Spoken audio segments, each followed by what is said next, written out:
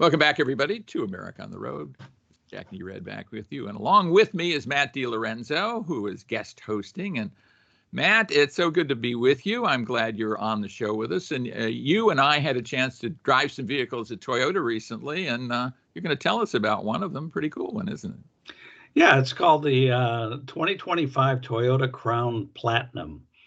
And it's a two-row SUV, but it looks more like a wagon than an SUV, and it's based off of Toyota's flagship sedan, the Toyota Crown, which recently replaced the Avalon. There was another vehicle of this sort called the Venza in the lineup, also two-row, more car-like than SUV-like styling, but it was based on the RAV4 platform. It kind of slotted between the Highlander and the RAV4. And it was priced accordingly. It was about $38,000 and went up. This Crown Platinum is more like a flagship, so it starts at $54,000. Very nice vehicle. The interior, luxury car standards. They're kind of encroaching on Lexus territory here when it comes to build quality and interiors.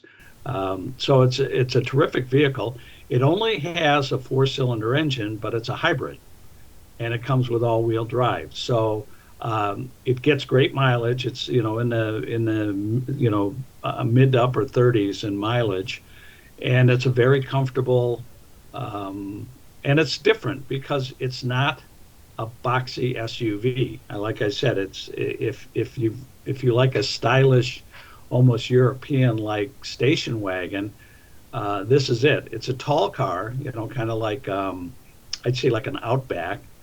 And that's one of the things that the Crown struck me when I drove the sedan, was that it has a high stance and a high entry level. I said, boy, this thing will make a great SUV, a 4-door SUV. Right. Well, they put a back on it, and here it is, the Crown Platinum. So, but like I said, it is pricey. It's a flagship vehicle. I think if you load it up with stuff, you'll easily push over $60,000 on it. But I think it'll fill a need. I think there are some people who want the utility of an SUV. They want the ease of entry. They like the taller driving position, which this has. But it's not like a giant honking truck that you got to climb up into, or climb out of, or have to hunt around for a parking space. It's really nice. Americans have traditionally not liked 4-door hatchback vehicles, but I think they're coming around to that, right? And I think maybe this is a vehicle that can help push that along. We've seen that out of the high-end Europeans for about a decade now, and they seem to do quite well. But and so maybe Americans are going to. And you know how you Americans are. I guess I'm one of them. Maybe they're coming around to that.